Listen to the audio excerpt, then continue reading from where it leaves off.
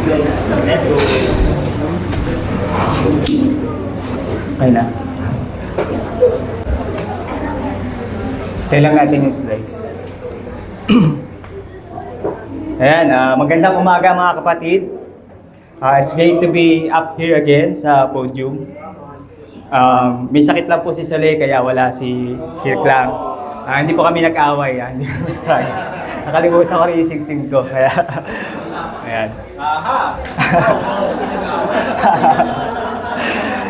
Tuwing Sunday talaga dapat kami. Okay kami.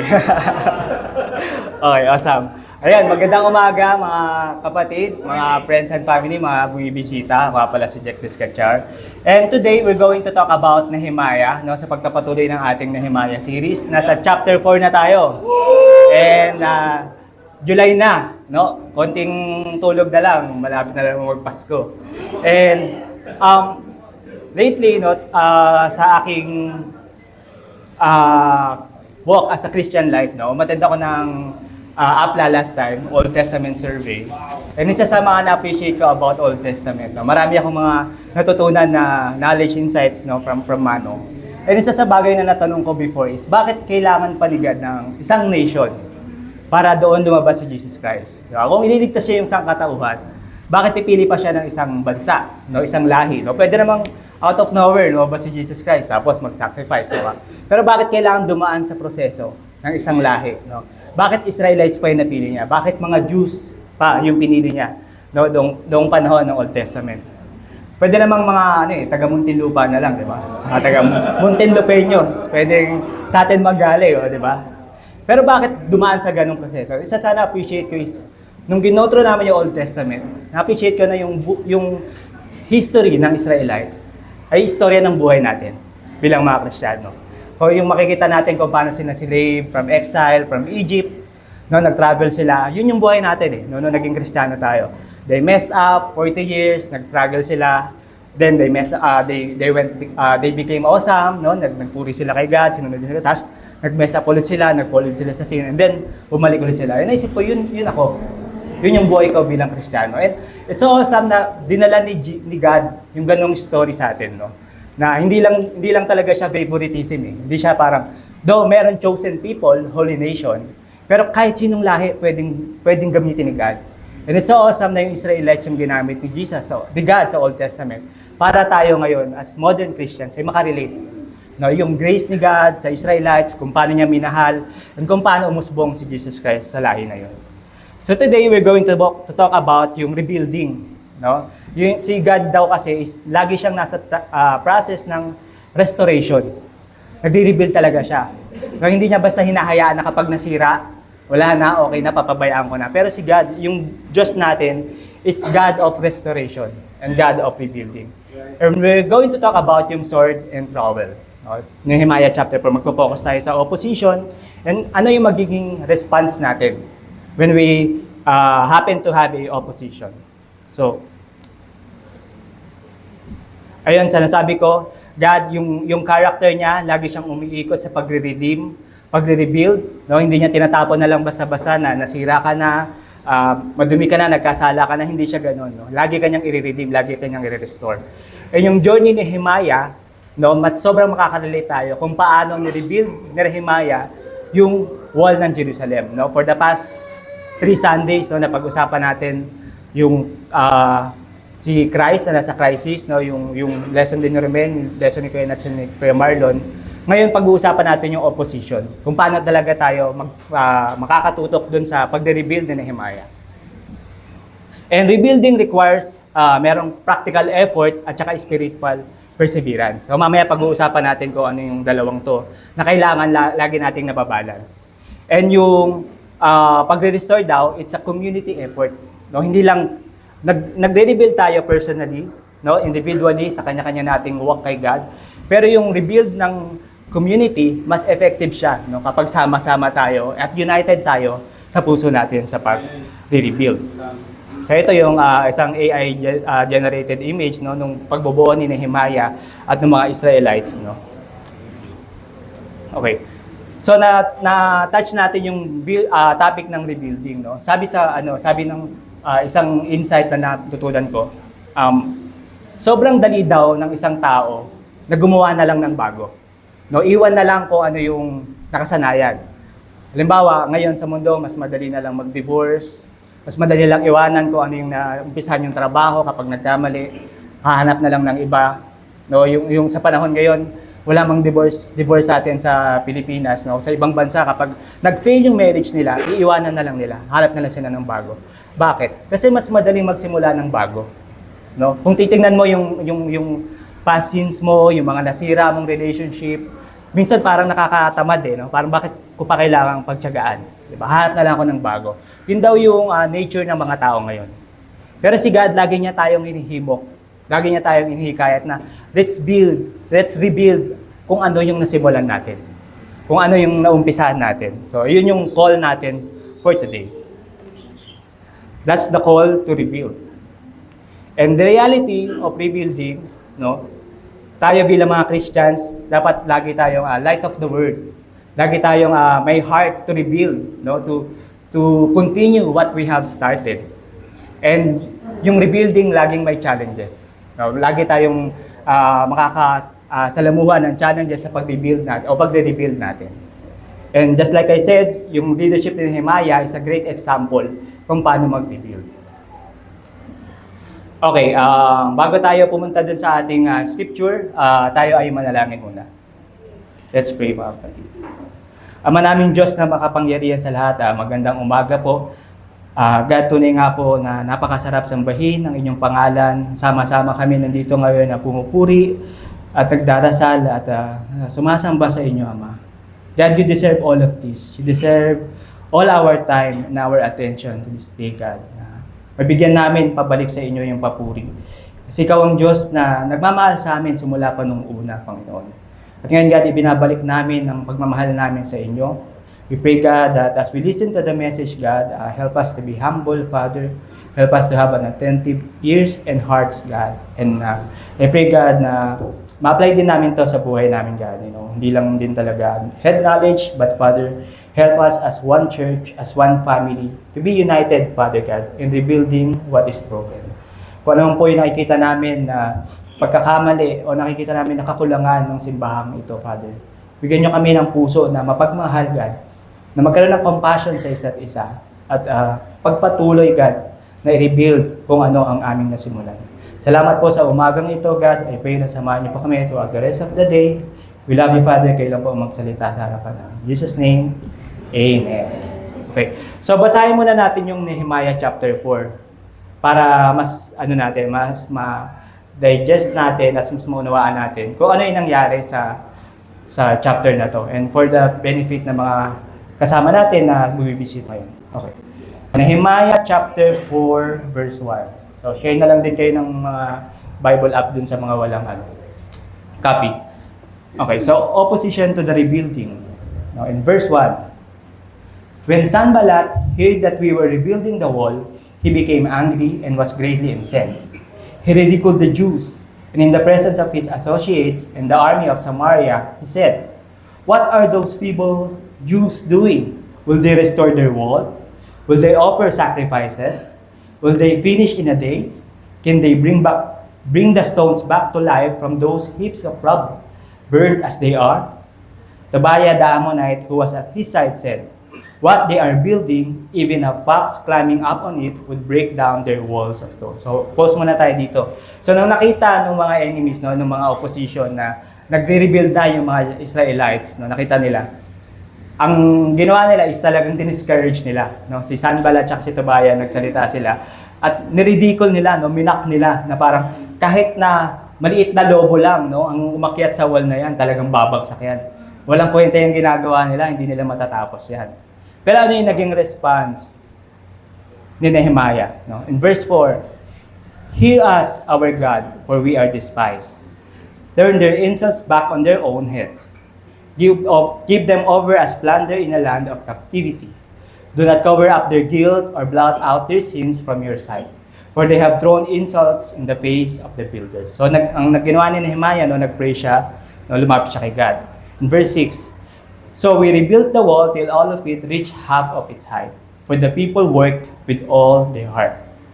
So kinumpleto pa rin nila, tinuloy nila yung trabaho. But in verse 7, but when Sanballat, Tobiah, the Arabs, the Ammonites, and the people of Ashdod heard that the repairs to Jerusalem walls had gone ahead and that the gaps were being closed, they were very angry. So nagalit na naman sila kasi tinuloy pa rin ng Israelites.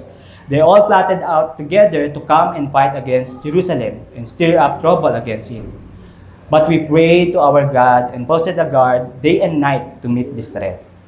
In verse 10, meanwhile, the people in Judah said, the strength of the laborers is giving out, and there is so much trouble that we cannot rebuild the wall.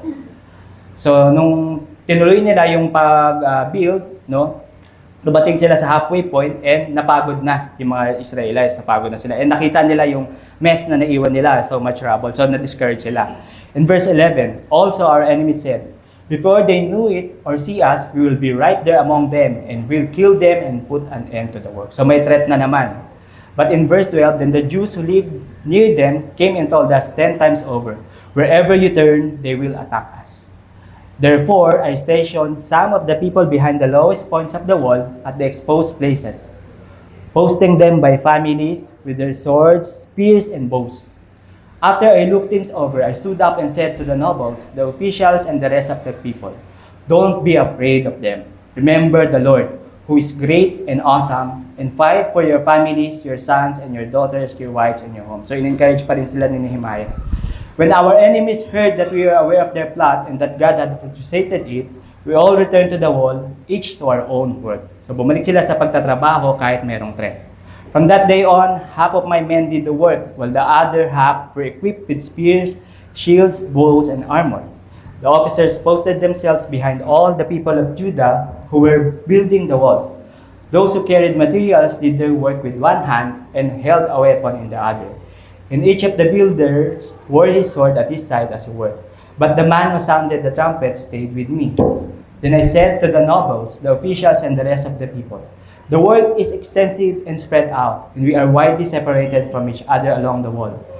Wherever you hear the sound of the trumpet, join us there. Our God will fight for us. So we continued the work with half the men holding spears from the first light of dawn till the stars came out.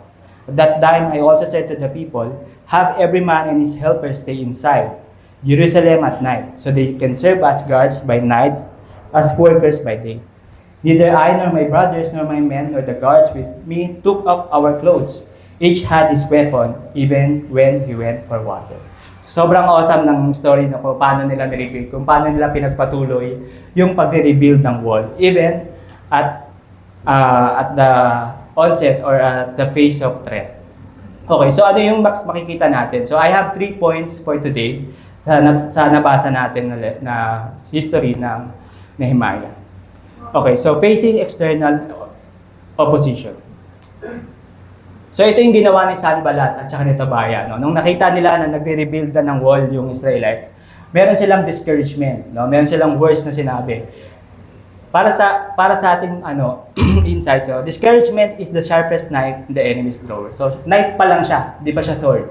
So yung mga criticism, yung mga negative, yung mga bashers, yung mga negative comments, yun pa lang yung sinasabi nila. And it's already the sharpest knife, no, sa atin bilang mga tao na gumagawa, no, may mga ganung klase ng criticisms or hate comments na nakaka-apekto sa atin.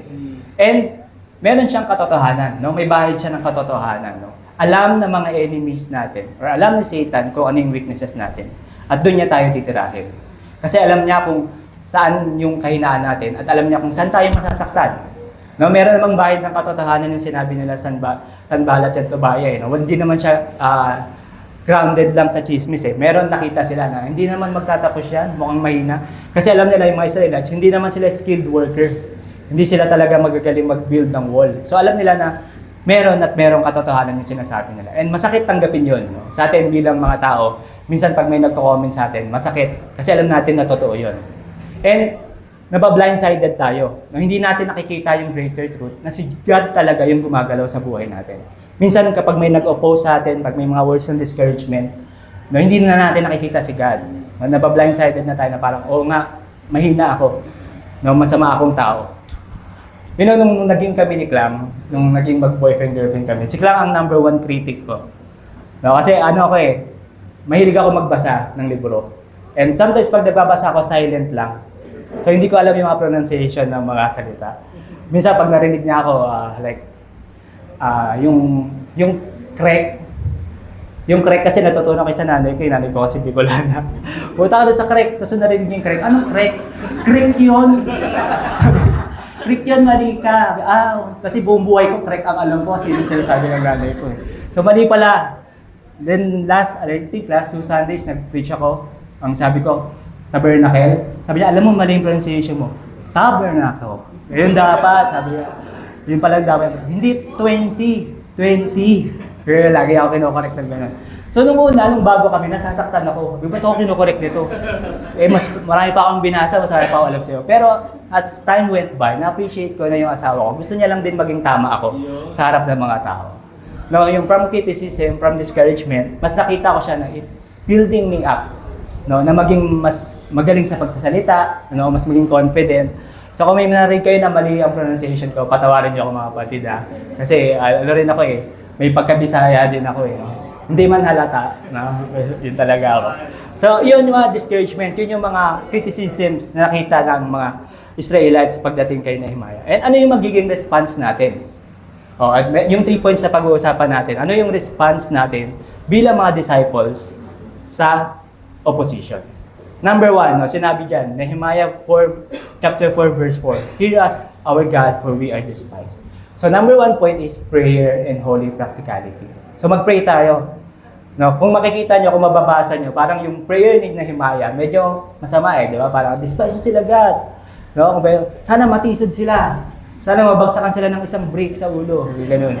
Pero yung prayer ni Nehemiah, hindi siya directly Hindi siya hate, hindi siya curse doon sa tao. No, pwedeng sabihin mo na, sana madapa ka, or sana malasin ka. Hindi, nilapit niya kay God. So yung prayer niya is like prayer ni David. No, kapag may mga tao na tumutilig sa atin, mga tao na nag-o-oppose sa atin, ilapit natin kay God. No, sabihin natin kay God, God, inaasar niya ako, God, ito yung opposition niya, ito yung criticism niya sa akin, God, kayo na bahala sa kanya. No, it's a powerful prayer na hindi naman sinasabi na malasin siya. Pero nilalapit mo yung heart mo kay God. Hindi siya directly na ikaw yung gaganti, ikaw yung mag-hurt dun sa tao, but ilapit natin kay God. So yun yung point ng prayer na to. And prayer, hindi niya nire-replace yung practical, no, yung action. Kailangan, after natin mag-pray, God, kayo na bahala. After nun, wala na. Diba? Nawala yung mic ko. Wala na. So after nun, bali wala na, okay na kayo. Talaga. Hello. Hindi ko alam kung napipindot ko Hello. Thank you. Hello, yan. Mic test. Ayun. So hindi lang siya prayer na hello. Ayan, hello. Hindi lang siya prayer na pagsasawalang bahala. Naiiwan na lang natin kay God. No, dati sa involved, may narinig ako isang disciple na may exam siya, pero hindi siya nag-review. Pero nag-pray daw siya. Sabi niya sa prayer niya, God, kayo na gumalaw sa kamay ko. Kayo na bahala sa magot, God. So, hindi ganun ang prayer. Kailangan may prayer tayo and meron tayong ginagawa. No, mag-review tayo. No, kung nagpe-pray tayo sa kapatid natin na nahihirapan, God, i-sustain niyo siya, bigyan niyo siya ng kailangan niya, tulungan natin. No, pumunta tayo. Meron tayo dapat ginagawa. Yung prayer, ini-empower niya tayo to do that action. No, lalakas yung loob natin. And after we prayed, makikita natin na, God, ito na yung gagawin ko. So, ganun yung ginawa ni Nehemiah. Even sa verse 9, no, he prayed for divine protection. Meron tayong mga protection, meron tayong mga prayers na ingatan tayo ni God, pero no, we still lock our doors at night. No, practical pa rin. Hindi lang siya prayer na pagsasawalang bahala o passive. Meron tayong ginagawang action. Okay, nawala ang notes ko. Sorry.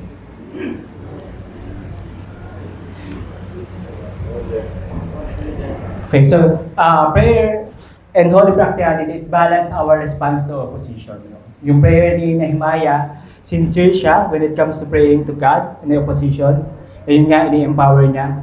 And yung application is, kahit meron tayong mga life challenges, yung perseverance and unity, yun yung nakikreate niya din sa heart natin. Okay, next point. recognizing inner struggles. So yun, nakita natin na halfway, when they are rebuilding, nakita nila yung yung challenges. Nakita nila, halfway na yung nila, yung wall nila. Pero at that point, yung halfway battle nila, nakita rin nila yung mga internal opposition, yung sa sarili nilang doubt. Nakita nila, matatapos pa ba natin to? Nung nakita nila yung rubble, yung mga nagkalat na mga bato, tingnan natin sa next. Nakita nila yung mga nagkalat na mga bato, na-disappoint din sila. Kaya pa ba natin tapusin? Kaya pa ba natin magpatuloy? Sometimes sa buhay natin, yun yung mga tanong natin eh. When we became a Christian, nandito na tayo, some of us, kakabaptize lang, iba sa atin, matagal na. And sometimes we ask this question to ourselves. And it's very important na kapag naging Christian tayo, habang lumalaban tayo, is to clear the rubble or clear our mess. Clearing the rubble is necessary. Kapag nagre-rebuild tayo, kailangan makita natin na totoo mapapagod tayo, totoo manghihina tayo, makikita natin yung mga old hurts, yung mga sins, yung mga past seasons sa pagkakamali natin, yun yung mga rubble eh. Pero it's a great thing na si Jesus Christ yung ating master builder. Kasama natin siya. Na-appreciate ko isang insight dito na pwedeng si God, gawing, hindi carpenter si Jesus. Pwede siyang fisherman, pwede siyang tax collector, pwedeng iba yung profession niya. Pero ang pinili ni God na maging katauhan ni Jesus is a carpenter. And a carpenter is a master builder kasi alam niya eh. And alam ni Jesus yung kahinaan natin. Alam niya yung weaknesses natin. That's the good thing about being a disciple, Sabi nga dun sa isang nabasa ko, nung nabaptize tayo, hindi lang in-account ni Jesus kung sino ka after baptism, pero tinignan niya kung ano yung past mo. Alam niya kung ano yung kahinaan mo. Alam niya kung saan ka pwedeng dalihin ni Satan. And lahat yun in-account ni Jesus na ito yung tao na bubuuin ko. Ano man yung pagkakamali, ano man yung kahinaan niya, hindi kita ipagpapalit kahit kanino. I-rebuild kita kasi kilala kita. Buong pagkatao mo mula pa pagkabata mo, alam ko yan. Alam ko yung kahinaan mo. Alam ko kung saan ka madadali ng Satan. That's why I am the master builder and I'm here to help you, And it's very comforting to know, sa atin bilang mga disciples. Minsan napapagod talaga tayo, na parang doon na tayo sa halfway ng battle natin. And ako, may kung ma-share ko lang, when I was counted out, nung campus, 2 to 3 years ako naging disciple sa campus. And sobrang fired up, sobrang nagdidagad ako ng ministry, nag-Bible talk agad kami, ang dami namin binabaptize. Pero it came to a point na napagod ako. Came to a point na parang di ko na kaya. And umalis ako ng church. I was counted out. And naalala ko, ang huling-huling tao na kumausap sa akin ay si Manong. Siya yung pumunta pa siya sa bahay namin sa Cavite, kinausap niya ako. Kinauntakos niya ako, ayaw mo na ba talaga maging disciple? Sabi ko, ayoko na, give up na ako. And it was so heartbreaking back then. Kasi parang, siya pa yung sector leader namin eh. And then, I went along my way. And then, when I got restored, sabi ko kakausapin ko si Manong pagbalik ko. So, nung na-restore ako noong 2016, nagkaroon din ng anniversary sa PACC. Hinanap ko siya. And nung nakita ko siya, sabi ko, ito na. Sasabihin ko kay Manong, Manong, na-restore na ako. Nung nagkasalubong kami, Manong, kumusta? Kilala mo pa ako? Tinignan niya lang ako sa mata. Hindi. Sabi niya, hindi kita kilala. So, isip ko, sa dami nang nangyari sa church, sa dami nang nangyari sa buhay ko, sa dami siguro nang natutunan ni Manong, nabura niya na ako sa isipan niya. Kaya hindi niya ako kilala noong moment na yun. Pero ano yung ano ko? Sometimes when we stop, pag sinabi natin na quit na tayo, ayoko na, babalik ulit tayo sa zero eh. Yung pag-build natin ng wall, tapos bigla tayong hihinto, akala mo okay lang. Pero makikita mo pagbalik mo, back to zero ka ulit. And yun din yung natutunan ko through the years na na-restore ako. Hindi ako a-attend, hindi ako magpapakita sa mga disciples. Napapansin ko, back to zero ulit ako. Ang hirap ulit mag-pray, ang hirap ulit mag-fellowship. Akala natin wala lang eh. Akala natin wala lang epekto. Pero nakita natin yung rubble, yung sira ng wall. Ang hirap. Ako sinasabi ko sa inyo mga kapatid, ang hirap bumalik sa kingdom. Yung mindset ko ng campus, aalis ako, babalik na lang ako pag matanda na ako. Hindi eh. Ang hirap bumalik. Kailangan pang mawala ng anak ko sa buhay namin para bumalik ako, para mag-isip ako. And I don't want that to happen to anyone. I hope mga kapatid, yung battle natin ngayon, pagpatuloy lang natin. Nahihirapan man tayo, halfway man tayo, makikita man natin ang hirap na, hindi ko na kaya, pull out a brother or sister. Maging open ka lang. Hindi ko na kaya, bro. Bro, pag-pray mo ko, ayokong iwan si God. Ayokong iwan yung church ni God, yung kingdom ni God. Kasi babalik na naman tayo dun sa zero. Yeah. Babalik na naman tayo sa simulain. Ako nga, iniisip ko parang, kung tutusin, parang ang dami ko na sigurong apla na naatinan. Ang dami ko na sigurong natutunan. Pero, for 13 years na wala ako sa kingdom, ngayon lang ulit ako bumabalik. Ang dami kong na-miss. That's why I always look up dun sa mga kasama ko sa campus, yung mga hindi bumitaw. Andito pa rin. So, ayun mga kapatid. Ang point number 3, last point natin is living the balance of faith. Ito na yung sa living with the sword and the trowel. Sinesh ko pa kung ano yung trowel Hindi ko kasi alam kung ano. Ang trowel pala ay paleta o pangpaletada. So alam niyan yung mga nagbi-build ng mga construction workers. Yan yung trowel. So yung mga sabi sa verse 16, from that day on, half of my men did the work while the other half were equipped with spears, shields, and bows and arrows. So habang nagtatrabaho sa to rebuild the wall, merong sword at merong trowel, merong paleta. Ano yung sinisimbolize ng sword? Ang sword daw ay word ni God. It's the truth, defense, and discernment. So yung makikita natin kung ano yung katotohanan, ano yung principle natin sa buhay na kailangan natin sa buhay. Kapag na-neglect natin to, nagiging vulnerable tayo spiritually. Madali tayong mag-fall sa sin, madali tayong matempt ni Satan, madali tayong mag-fall into our weaknesses. And yung isa daw yung trowel, yung paleta, it represents kingdom, building, and service.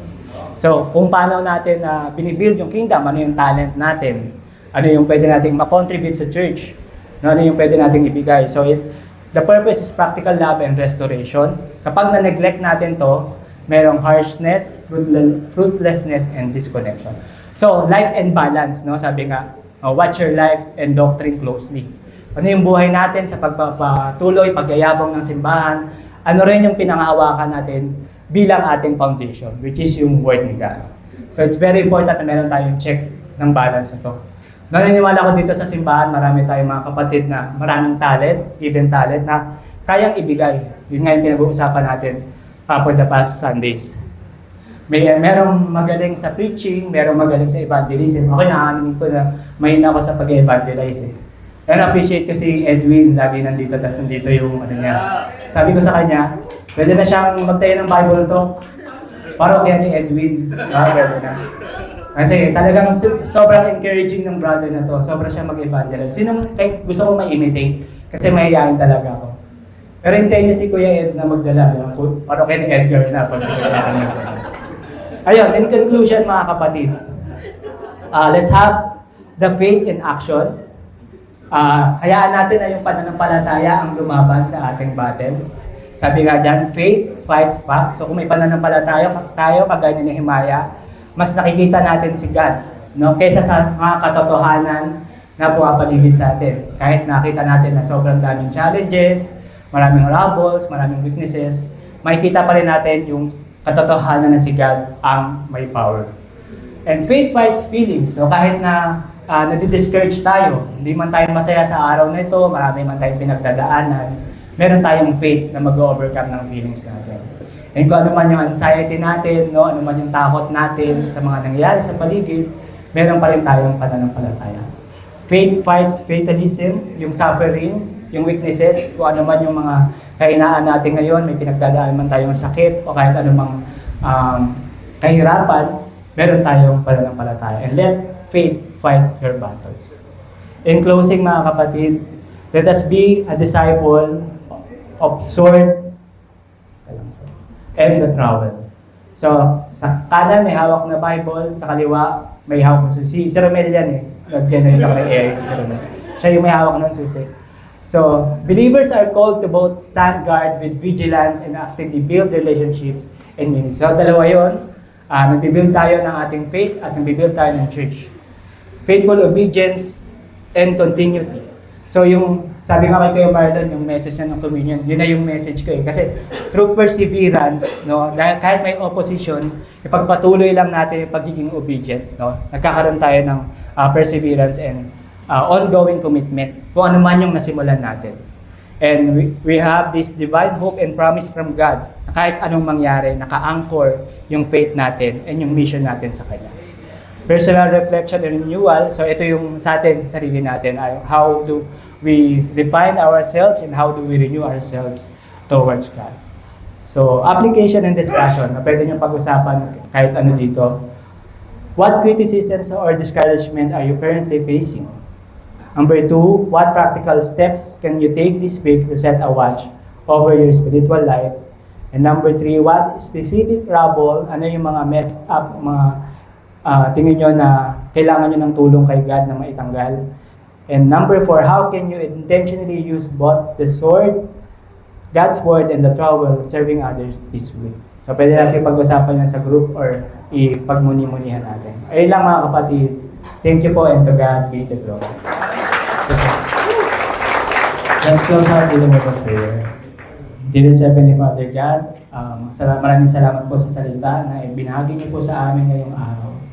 Help us, Father, to really see you, Father God, amidst all these things na gumugulo sa isipan namin, sa buhay namin.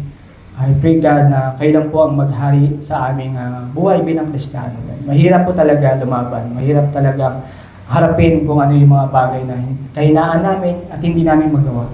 But God, as one church, Father, I pray that we will be united, Father, to continue the fight and fight the good fight, Father God, until we finish the race with you and all in heaven, Father. We love you, Father God. Bless us this day in Jesus' name. Amen.